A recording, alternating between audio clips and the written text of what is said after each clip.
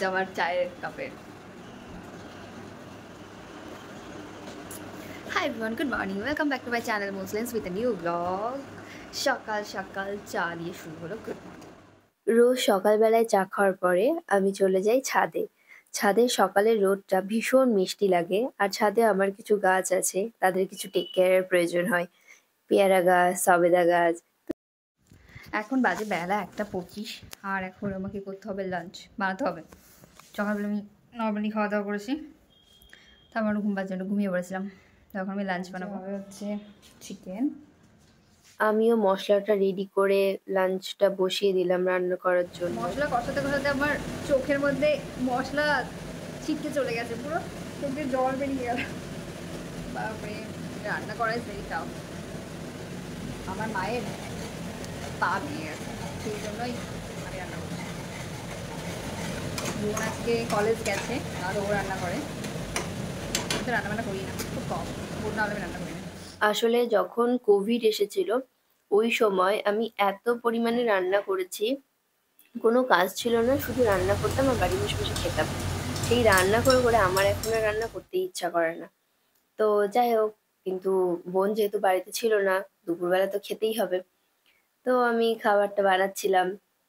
আর মা আমাকে বললো এটা বানাতে, আর আমার তো যা যা মনে হচ্ছে আমি সব মশলাপাতি এর মধ্যে দিয়ে রান্না বসিয়ে দিয়েছি। আর শুধু তো চিকেন দিয়ে দুপুরবেলা আর খাওয়া হবে না, তো মা বললো পেঁপের তরকারিটাও করে ফেল। আমি কখনো পেঁপের তরকারি করিনি এর আগে, এই প্রথমবার, তাও মায়ের থেকে শুনে শুনে কি দেব কি না দেব কখন দিতে হবে। আমি মাকে শুনতে গেছিলাম যে পেঁপের মধ্যে নুন হলুদ দেয় কিনা, কারণ আমি আগে কখনো পেঁপের তরকারি রান্না করিনি। আর আমার মা কি করেছে, গমগুলো ক্লিন করে রোদে ড্রাই হতে দিয়েছে, আর মা সেখানে লঙ্কা ড্রাই করতে দিয়েছে, নাকি গাছ লাগিয়ে দিতে হবে লঙ্কার, তাই। তো যাই হোক, আমার দুপুরে রান্না মোটামুটি কমপ্লিট। লাস্টে একটু চিনি দিয়ে দিলাম, কারণ আমার চিনি দেওয়া রান্না খেতে খুব ভালো লাগে। তো সেগুলো দিয়ে দিয়ে নামাবো। আর পেঁপেতে লাস্টে কি যেন একটা দেয়, ও জিরে গুঁড়ো দেয়, তো সেটাই মা বললে একটু দিয়ে দাও, তাহলে একটু ভালো খেতে লাগবে। তো ওটা দিয়ে জলটা ড্রাই হওয়ার জন্য রেখে দিয়েছিলাম, জলটা ড্রাই হয়ে গেলে বন্ধ করে দেবো। ওয়েট করছিলাম কখন জলটা ড্রাই হবে।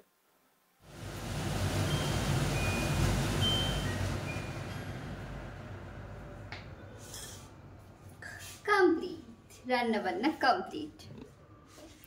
এখন আমি যাবো স্নান করি। সন্ধ্যাবেলা এক জায়গায়, সন্ধ্যাবেলা না, রাতের বেলা এক জায়গায় যাবো। তো সেখানটায় যাওয়ার জন্য একটা গেট রেডি উইথ মি বানাবো। তো তার জন্য এখন এই জায়গাটা একটু ক্লিন করতে হবে। আমাদের যিনি হেল্পিং হ্যান্ড আছেন উনি দোতলাটা ক্লিন করে, আর তিনতলাটা আমরা মাঝে মধ্যে দরকার পড়লে একটু করে নিই। ভ্যাকুম ক্লিনার মারি, ভ্যাকুম ক্লিনার। আর আমি কী করেছি দেখাচ্ছি, আমার সমস্ত পার্সেল আনবক্সিং করে করে সেই জিনিসগুলো আমি এখানে জমা করেছি, ঘরের মধ্যে, ঘরের কোণায় আমি এগুলো জমা করে রেখে দিয়েছি। আর এগুলোকে আমাকে এখন ক্লিন করতে হবে, কারণ আমি এখানটাতে ভিডিও বানাই। আর এই হলাম আমি। হ্যালো, এখানটায় আমি একটা ভিডিও বানিয়েছিলাম, এই জন্য আমার মিররটার এই অবস্থা হয়ে গেছে। আমার মিররটাকেও ক্লিন করতে হবে।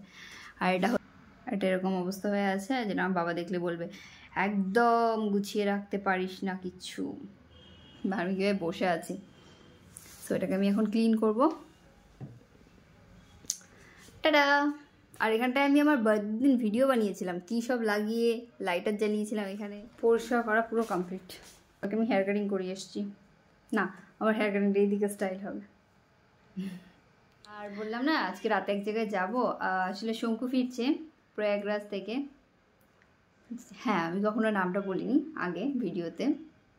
শঙ্কু হলো আমার উর্বি হাজব্যান্ড, ওকে আপনারা আমার ভিডিওতে অনেকবার দেখেছেন। এয়ারপোর্টে আনতে যাব, ওর 11:30টায় মেবি ফ্লাইট ল্যান্ড করবে। এই ফ্লোরটা আমরা খুব কম থাকি, রাতেরবেলা আমরা শুতে আসি এখানটায়। আর এই যে জানলাটা দিয়ে বাইরেটা দেখি, মাঝে মাঝে সোফায় আমি এখানে উল্টে থাকি। আমার যখন ভালো লাগে না, কারোর সাথে কথা বলতে ইচ্ছা করে না, তখন আমি এখানটায় এসে বসে থাকি। এই ক্যালেন্ডারটা গত বছরের ক্যালেন্ডার, যেটাকে এখনও অবধি খুলিনি। কী লেভেলে ল্যাথখোর আমি! না মানে খুলিনি, মানে ব্যাপারটা যে এই দায়িত্বগুলো আমার, এই বাড়ির ছোটোখাটো জিনিস, কোথায় কী চেঞ্জ হবে, কী করতে হবে, কোথায় হ্যান্ড ওয়াশ নেই, এগুলো আমাকেই মা বলে। বোনকেও বলে, যখন আমি করি না তখন মা বোনকে বলে। দেখছি যে অনেক দিন ধরে আমাকে বলছে, বাট স্টিল আমি করছি না, তখন মা নিজে নিজে দৌড়ে, নাহলে বোনকে বলে করার জন্য। তারপর আমি স্নান করে নিলাম, নিয়ে খেতে বসে গিয়েছিলাম, কারণ খুব খিদে পেয়ে গেছিলো। আর কাজ করলে মনে হয় একটু বেশিই খিদে পাই। আমি যদি সকাল থেকে কাজ করেছি অনেক, তো আমার খিদে পেয়ে গেছিল। তো আমি লাঞ্চ করে নিলাম। Good evening everyone. এখন চা খাবো, কারণ এখন বাজে সন্ধ্যে 6টা।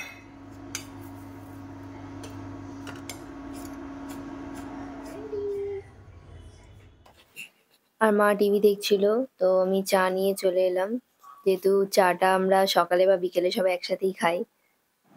আমি রেডি হয়ে গেছি, এখন একটু পরে বেরোবো। কি গরম লাগছে। মা বললো খেয়ে যা, কারণ অনেক রাত হবে, ফিরতে কখন খাবো কি না খাবো, তো সেই জন্য মাকে খাবার দেবে। ও জানি না, শুধু জানে না যে আমি যাচ্ছি এয়ারপোর্ট, বা আজকে ও জানে যে শুধু ড্রাইভার দাদাকে, মানে মিঠুনদা হলো আমাদের ড্রাইভার দাদা। মিঠুনদাই যাবে গাড়িতে, আমাদের ফিরতে ফিরতে রাত 2টো বেজে যাবে, 2টো 1:30, এই জন্য এখনই খেয়ে যাচ্ছে। তো আমি এখন বেরোচ্ছি, আর এই যে আমার ল্যাটা কম্বল, মানে হচ্ছে আমি গাড়িতে মাঝে মাঝে ঘুমিয়ে পড়ি। আমাদের এখান থেকে কলকাতা যেতে 3-3.5 ঘন্টার উপরে টাইম লাগে, জ্যামে পড়লে 3.5 ঘন্টা। এখন বাজে রাত কটা বাজে? 9টা 5। আমরা 9টা 5-এ বেরোচ্ছি, ওদের 11টায় ফ্লাইট ল্যান্ড করবে। আমরা বেরিয়ে পড়লাম এয়ারপোর্টের উদ্দেশ্যে। আর রাস্তায় যেতে যেতে অনেক বিয়ের গাড়ি দেখছিলাম, তারপর বিয়ের প্যান্ডেল সাজানো, বাজি ফাটাচ্ছিল। সেই দিন তো গণবিবাহ ছিল বলতে গেলে, মানে যেদিকেই তাকাচ্ছি সেদিকেই বিয়ের প্যান্ডেল। আর এই যে বাচ্চাটা, ও যখন ওর বাবার বাইকে বসেছিল, 2 হাত একদম পরীর মতো উঠছিল, মানে কি সুন্দর আনন্দ করছিল, বেশ ভালো লাগলো। তারপর আমরা 11টায় পৌঁছে গেলাম। এখানেই যাই, এগুলো এনারা ম্যান্ডেটরি, এনারা আসবেই। এখন বসে আছি, এই যে আমি এখানটায় কখনো আসিনি, এই জায়গাটাই প্রথম এলাম, আই মিন এখানে বসতে। তারপর শঙ্কুরা বেরিয়ে গেছিলো বাইরে, আর আমরা যাচ্ছি ওর সাথে দেখা করতে। অনেক দিন পর দেখা হলো, অনেক মজা লাগছিল।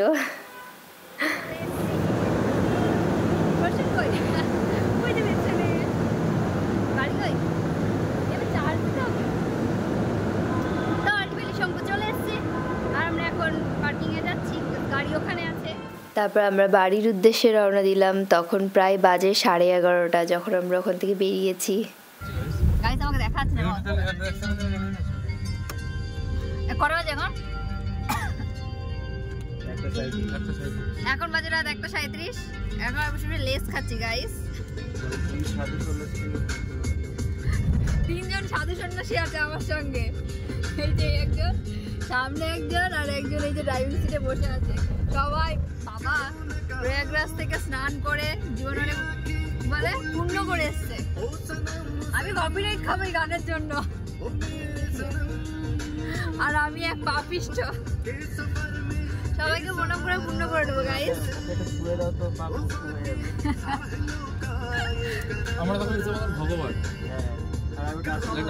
ওকে, লাইট অফ করো গাইস, পরে দেখা হবে বাড়ি গিয়ে। আর রাস্তায় আসার পথে পরে সরাইখানা, ওখানকার লস্যি আমার খুব ফেভারিট, আমি যখনই যাই একবার আমায় খেতেই হবে। বাড়ি চলে এসেছি, এখন বাজে 2:45, রাত 2:45। আর মেকআপ রিমুভ করতে ইচ্ছে করছে না, আমি এভাবে ঘুমিয়ে পড়বো। তো আজকের মতো গুড নাইট, দেখা হবে আবার কাল সকালে। আজকের ব্লগ এখানে শেষ করছি। ভিডিও ভালো লাগলে লাইক করবেন, কমেন্ট করবেন, চ্যানেলটাকে সাবস্ক্রাইব করবেন। And thank you for watching my video. Tata, good night everyone.